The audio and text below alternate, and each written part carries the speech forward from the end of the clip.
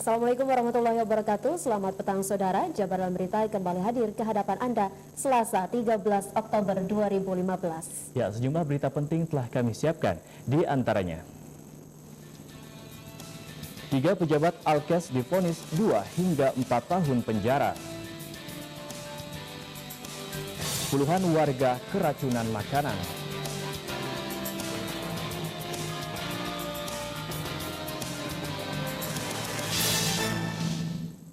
Itulah beberapa informasi yang akan kami sajikan pada hari ini bersama saya Maya Karim dan rekan saya Gilang Hafizi. Inilah Jabar dalam berita selengkapnya.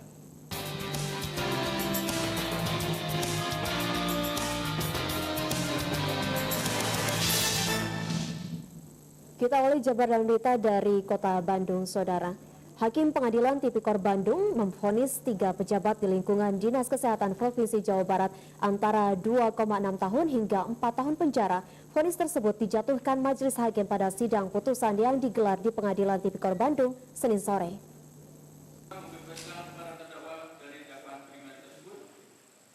Isak tangis keluarga terdakwa pun pecah saat majelis hakim membacakan vonis karena tidak terima dengan putusan hakim Senin sore. Mereka menilai terdakwa tidak terlibat dalam perkara kasus korupsi Alkes tersebut sehingga tidak pantas mendapat hukuman. 3 pejabat Dinas Kesehatan Provinsi Jawa Barat tersebut, yakni Amir Hamzah, Idris Wanto, dan Susi Astuti, masing-masing divonis majelis hakim 4 tahun, 2,6 tahun, dan 2,6 tahun penjara. Selain hukuman penjara, ketiganya dijatuhi denda masing-masing sebesar Rp50 juta. Pada sidang putusan tersebut, majelis hakim yang diketuai Eko Arianto menyebutkan ketiga terdakwa terbukti secara sah melakukan tindak pidana korupsi pengadaan alat kesehatan di Dinas Kesehatan Provinsi Jawa Barat. Vonis tersebut lebih ringan dari tuntunan jaksa yang menuntut ketiga terdakwa 5 tahun hingga 8 tahun penjara. Atas perbuatan terdakwa, negara mengalami kerugian sebesar 18 miliar rupiah. Abi Aditya melaporkan. Dari Bandung kita beralih ke Tasikmalaya, Jawa Barat.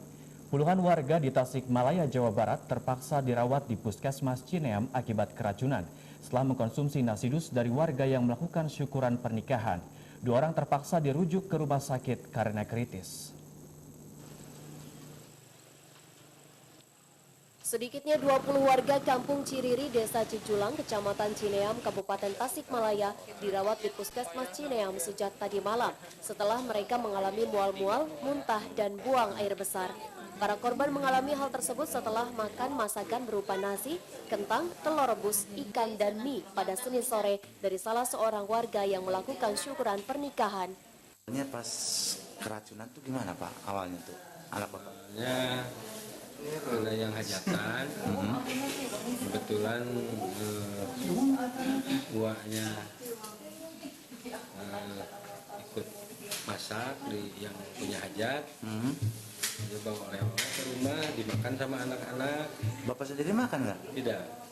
Itu dugaan itu dari apa sih Pak kira-kira keracunan? Kalau itu yang besar itu cuma makan mie. Cuma makan mie, nggak pakai apa-apa, langsung dia muntah-muntah. Dugaan sementara para korban keracunan dari masakan mie yang kebanyakan dikonsumsi anak-anak sehingga menjadi korban mayoritas. Hal tersebut terbukti beberapa keluarga yang tidak memakan mie tidak terkena dampaknya. Dari jumlah korban yang mencapai 20 orang itu, 2 orang diantaranya terpaksa dilarikan ke salah satu rumah sakit di kota Tasikmalaya karena kritis. Pihak puskesmas telah mengamankan barang bukti berupa makanan yang diduga menjadi penyebab keracunan, berupa mie mentah, masakan nasi dus belum dikonsumsi, dan mie yang telah dikonsumsi. Banyaknya muntah, mual, ya, ada pusing juga. Tapi alhamdulillah lah, kemarin juga malam ya udah mulai pada membaik, pasang infus, kasih obat, penanganan yang cepat lah, anggap alhamdulillah ya. Semuanya sekarang bisa juga ditangani gitu ya. Kira-kira korbannya berapa orang Bu yang sudah ditangani di sini? Ditangani di sini 20 orang. Ya. Rencananya pihak puskesmas dan Dinas Kesehatan Kabupaten Tasikmalaya akan mengirim sampel makanan tersebut ke Laboratorium Kesehatan di Bandung dan hasilnya diperkirakan dapat diketahui 1 bulan mendatang. Sementara pihak kepolisian hingga kini belum mengamankan siapapun yang dijadikan tersangka dalam kejadian tersebut. Dari Tasikmalaya, Tony Sontani, TVRI Jabar, melaporkan.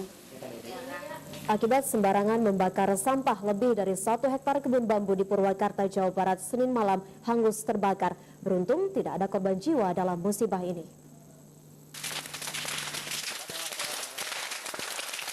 Kebakaran yang menghanguskan lebih dari 1 hektar kebun bambu ini terjadi di Desa Cicadas, Kecamatan Babakan Cikau, Purwakarta, Jawa Barat, Senin malam.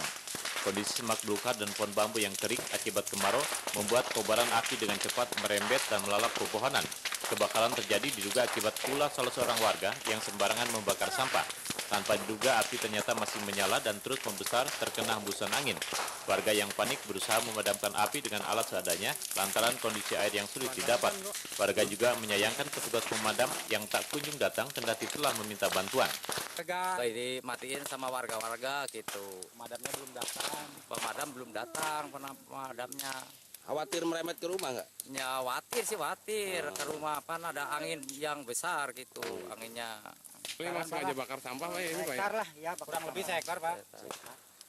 Pak, jadi awalnya sengaja bakar sampah gitu? Iya, bakar sampah. Beruntung setelah lebih dari 3 jam, api dapat segera dikendalikan hingga tidak sampai merembet ke permukiman warga. Meski api telah padam, namun puluhan warga masih terus berjaga di sekitar lokasi untuk mencegah kembalinya terjadinya nyala api. Istambargo, TV Jabar melaporkan. Jabaran Berita akan kembali dengan informasi penting lainnya usai jeda.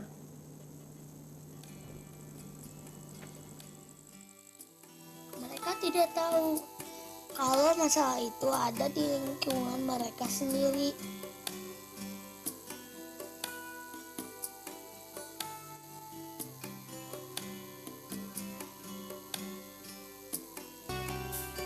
Tidak mudah bagi kami untuk membuat perubahan.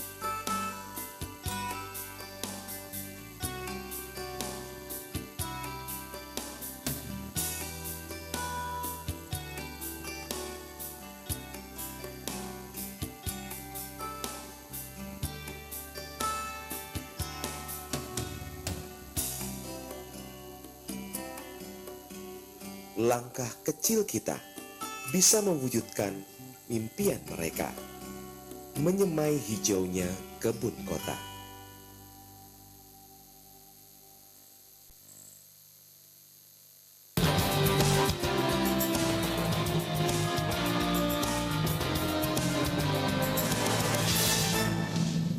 Ya saudara, terima kasih Anda masih menyaksikan Jabar Dalam Berita. Kini kita beralih ke informasi selanjutnya. Warga meminta pemerintah Kota Bandung segera memperbaiki rambu lalu lintas dan traffic light yang tidak berfungsi di sejumlah titik di Kota Bandung. Jika hal itu tidak secepatnya diperbaiki, maka dapat membahayakan pengguna jalan. Saat ini, hampir sebagian rambu lalu lintas maupun traffic light di berbagai titik di Kota Bandung kondisinya rusak bahkan tidak berfungsi. Di jalan padat kendaraan seperti di Tegalega dan Muhammad Toha, kerusakan traffic light terjadi. Selain rusak, beberapa lampu pengatur lalu lintas dan rambu lalu lintas tidak terlihat jelas karena tertutup pohon. Hal itu sangat mengganggu pengguna jalan. Warga mengharapkan pemerintah kota segera melakukan perbaikan dan penataan rambu lalu lintas. Baiki itu biar enak kelihatannya, sama masyarakat juga kalau jelek mah kelihatannya juga nggak enak lah. Cepat diperbaiki aja lah gitu kan. Harapan saya sih rambu-rambunya dibenerin, terus pengguna jalan juga seharusnya harus bisa lebih taat dan peraturan harus benar-benar dilakukan gitu. Mereka juga mengharapkan agar pemerintah untuk selalu melakukan perawatan dan perbaikan di setiap rambu lalu lintas maupun traffic light. Fahrani Hedi, TVRI Jawa Barat melaporkan. Dari Kota Bandung kita beralih ke Kabupaten Ciamis, Saudara. Kapolres Ciamis serta para perwiranya mendatangi Makodim 0613 Ciamis menjalin silaturahmi antar aparat keamanan dalam rangka menghadapi momentum pilkada di Kabupaten Pangandaran.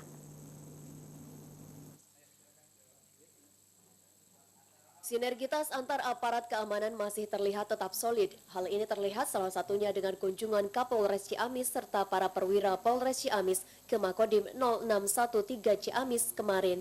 Kedatangan yang sebelumnya tidak direncanakan ini bertujuan untuk mempersolid antar TNI Polri dalam menghadapi Pilkada Pangandaran. Saat silaturahmi ini, Dandim Ciamis menyampaikan beberapa hal, salah satunya mengenai jumlah personil yang akan diterjunkan dalam membantu pihak kepolisian dalam pengamanan Pilkada Desember mendatang. Untuk persiapan Pilkada sendiri dari TNI, bantunya apa aja? Kalau untuk Pilkada Kabupaten Pangandaran dari TNI seperti yang mafhum atau layaknya di mana-mana, kita siap membackup penuh tugas pengamanan yang leading sektornya oleh Polri. Jadi kita akan siap membackup penuh khususnya yang Pilkada di Pangandaran. Kami sadar betul bahwa keberhasilan Pilkada ini tidak lepas dari peran saudara kami, yaitu dari khususnya Kodim Ciamis yang dalam hal ini dipimpin oleh Bapak Dandim.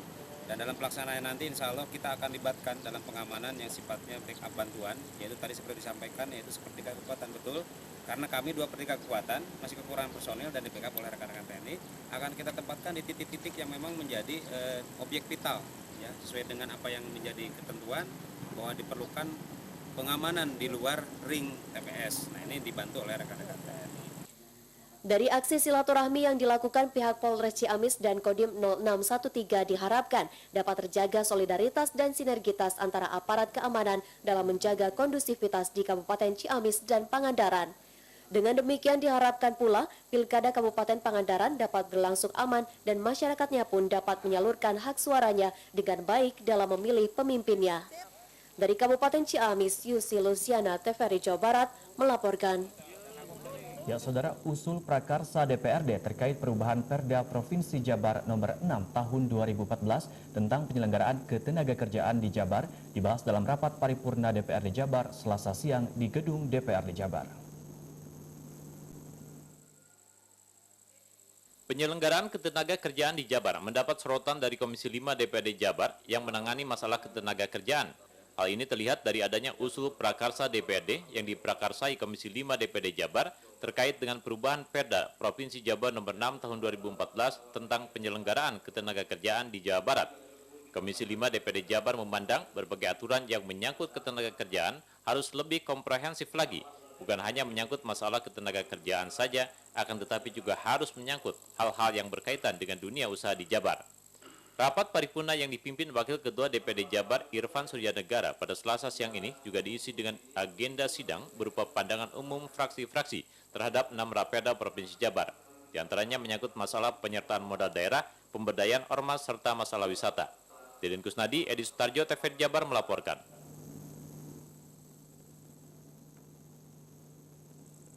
Ya, Saudara, sejumlah informasi penting lainnya akan hadir usai jeda. Tetaplah di Jabar dalam berita.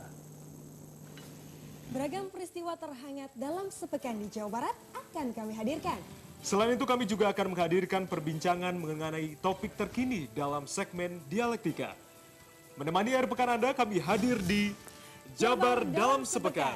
Setiap hari Minggu pukul 17 waktu Indonesia Barat, hanya di TVRI Jawa Barat, Sobat Urang Sararea.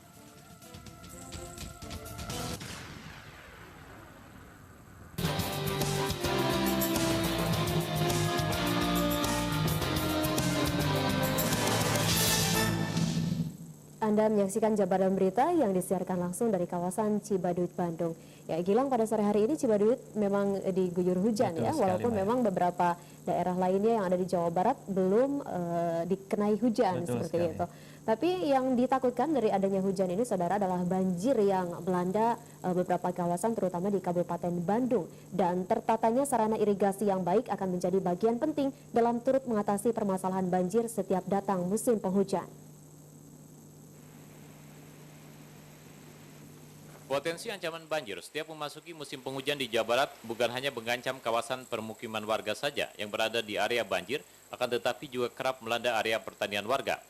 Kondisi hulu yang kritis ditambah dengan kondisi irigasi yang tidak berjalan dengan baik biasanya menjadi dua dari sekian faktor terjadinya banjir di kala musim penghujan. Penanganan masalah irigasi di Jawa Barat saat ini diarahkan pada upaya perbaikan sarana irigasi yang ada. Dari total 100.000 hektar jaringan irigasi di Jabar, sampai dengan saat ini baru tertangani perbaikannya sekitar 60% lebih. Ditargetkan pada tahun 2018 mendatang, upaya perbaikan tersebut bisa rampung 100%. Kita tahu bahwa kewenangan irigasi yang dikelola oleh Provinsi Jawa Barat itu lebih kurang 100.000 hektar dari 1 juta hektar yang ada di Provinsi Jawa Barat. Yang paling besar tentunya dikelola oleh pemerintah pusat, lebih kurang 450.000 hektar, sisanya adalah dikelola oleh kabupaten, kota, dan juga tentu masyarakat. Nah, dari 100.000 hektar yang kita kelola ini, kondisi jaringannya sekarang mencapai lebih kurang 68% kondisi jaringan yang baik. Sementara menyangkut kewenangan penanganan Sungai Citarum, menurut Kadis Pengelolaan Sumber Daya Air Jabar Edi Nasution adalah kewenangan pemerintah pusat. Pemprov sendiri kewenangannya dalam hal penataan di hulu guna menciptakan Citarum lestari. Deden Kusnadi, Edi Sutarjo, TVRI Jabar melaporkan. Masih mengenai Sungai Citarum, Saudara. Proyek pengendalian banjir Sungai Citarum senilai 1,2 triliun rupiah terbilang sia-sia karena proyek yang dicanangkan Kementerian PU dan pemerintah Kabupaten Bandung tidak menjamin 100% Kabupaten Bandung bebas dari banjir. Normalisasi Sungai Citarum hanya mengembalikan kapasitas sungai pada fungsi semula. Menjelang musim hujan, proyek normalisasi Sungai Citarum yang berada di wilayah Kabupaten Bandung masih terus dilakukan. Namun pengerukan sungai tidak akan membebaskan sejumlah daerah di Kabupaten Bandung terbebas dari banjir. Terjadinya banjir di saat musim hujan dikarenakan kondisi hulu Sungai Citarum telah terjadi perubahan tata guna lahan yang sangat signifikan. Dengan demikian, jika musim hujan, aliran air tidak bisa tertahan terlebih dahulu dan cepat masuk ke Sungai Citarum hingga meluap ke pemukiman warga. Karena bosan selalu terkena banjir, puluhan rumah warga yang menjadi langganan banjir pun hingga saat ini dikosongkan sang pemilik. Mereka memilih untuk tinggal di tempat yang lebih aman. Proyek normalisasi Sungai Citarum hingga saat ini masih dituding warga sebagai penyebab banjir meluas di wilayah Kabupaten Bandung. Pemerintah berupaya mengembalikan fungsi Sungai Citarum dari mulai daerah Sapan Nanding sejauh 40 km. Meski demikian, anak Sungai Citarum seperti Sungai Cisangkui, Citarik, dan Cikeruh masih terlihat banyak sampah. Kesadaran warga Kabupaten Bandung akan lingkungan masih sangat kurang. Salah satu pekerja pengerukan, Heri Susanto, mengatakan, pengerukan Sungai Citarum dilakukan 1 km dengan target selesai 1 bulan. Ini dalam pekerjaan pengerukan Kali Citarum. Sudah berapa lama, Mas? Sebulan kurang berapa hari lah. Panjangnya yang dikeruk berapa panjang, Mas? Panjangnya perkiraan itu 1 kilo lebih. Dalam menyelamatkan lingkungan Sungai Citarum dibutuhkan kerjasama semua pihak, mulai dari peranan masyarakat hingga pemerintah pusat dan daerah agar Kabupaten Bandung terlepas dari bencana banjir. Agustian Putra melaporkan dari Kabupaten Bandung. Dulu Citarum adalah sungai berair jernih yang memberikan banyak manfaat bagi kehidupan. Namun sekarang Citarum tak ubahnya sebuah petaka bagi kehidupan. Berikut ini adalah sekedar catatan tentang Citarum yang merupakan sungai terpanjang dan terbesar di Jawa Barat tersebut.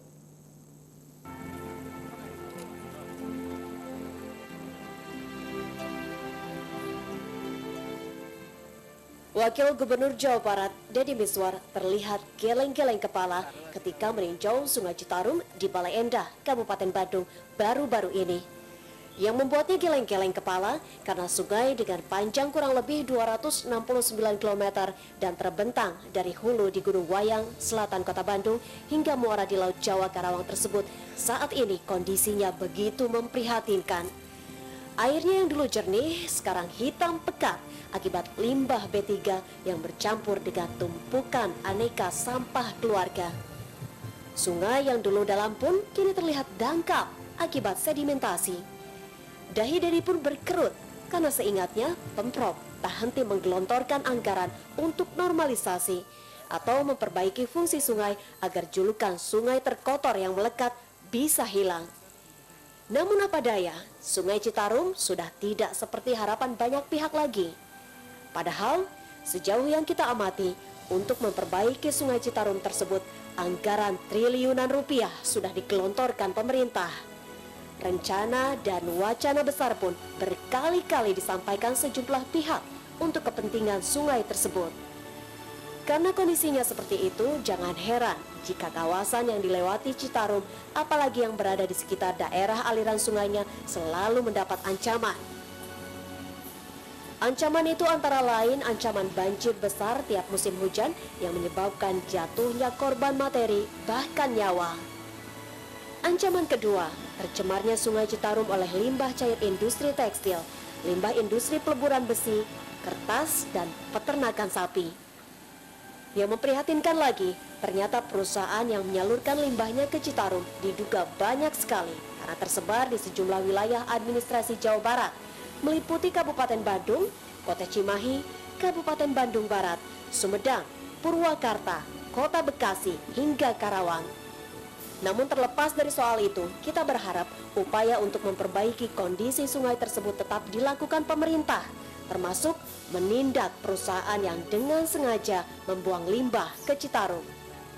Kita pun berharap aktivis lingkungan seperti halnya Wahana Lingkungan Hidup Walhi tak henti berjuang untuk kebaikan Sungai Citarum.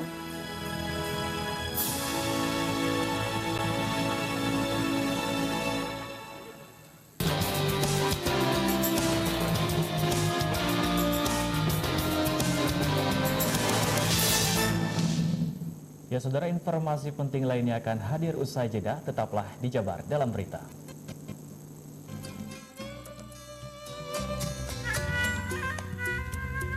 Kulipa patahan, udah kau lagi lebih ngerti.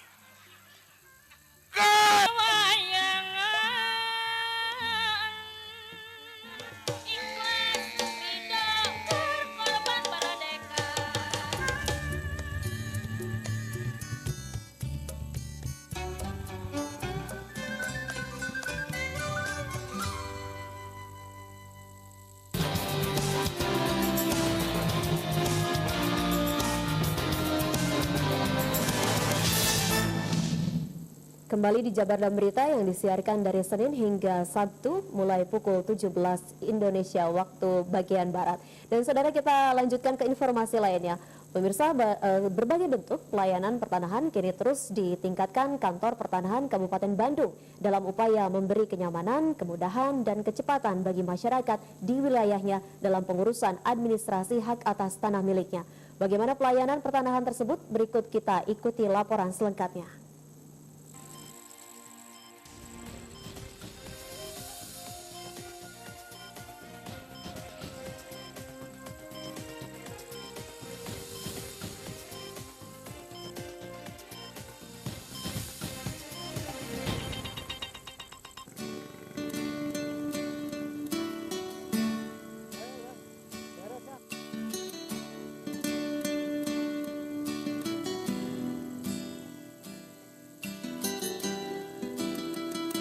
Kantor Pertanahan Kabupaten Bandung merupakan salah satu lembaga pemerintah yang bernaung di bawah Kementerian Agraria dan Tata Ruang BPN Republik Indonesia.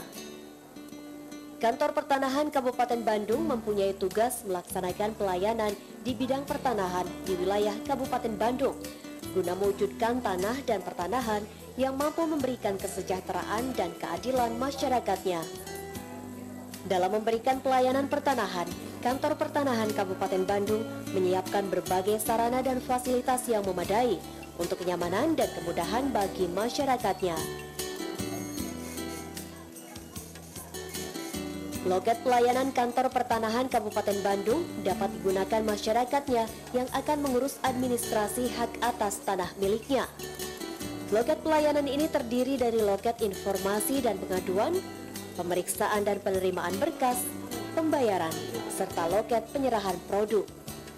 Sebanyak 60 jenis pelayanan pertanahan dapat diurus melalui loket pelayanan ini, diantaranya permohonan sertifikat, pemisahan sertifikat, pengecekan sertifikat, perubahan hak dari HGB ke hak milik, ganti nama sertifikat, pengukuran bidang tanah, hak tanggungan, penghapusan hak tanggungan atau roya.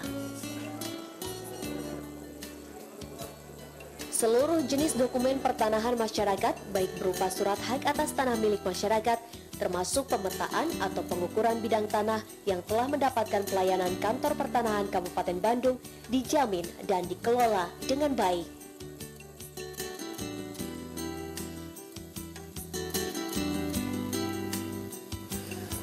Ada dua hal yang penting di dalam pelayanan pertanahan kepada masyarakat itu. Yang pertama adalah bagaimana memastikan semua aset-aset masyarakat itu kita kelola dengan baik.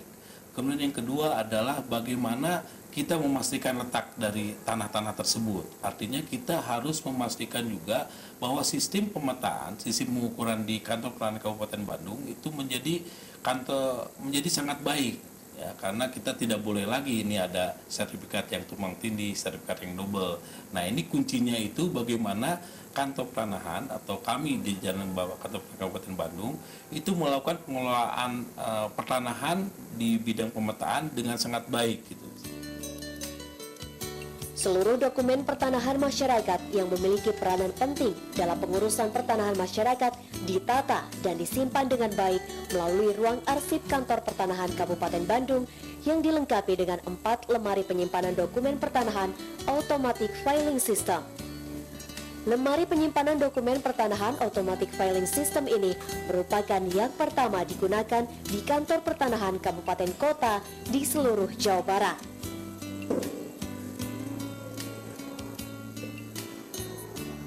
Dalam menjamin tata letak tanah masyarakat, Kantor Pertanahan Kabupaten Bandung melalui sumber daya manusianya di seksi survei, pengukuran, dan pemetaan bidang tanah melakukan teknis pengukuran dan pemetaan secara cermat dan tepat menggunakan teknologi modern.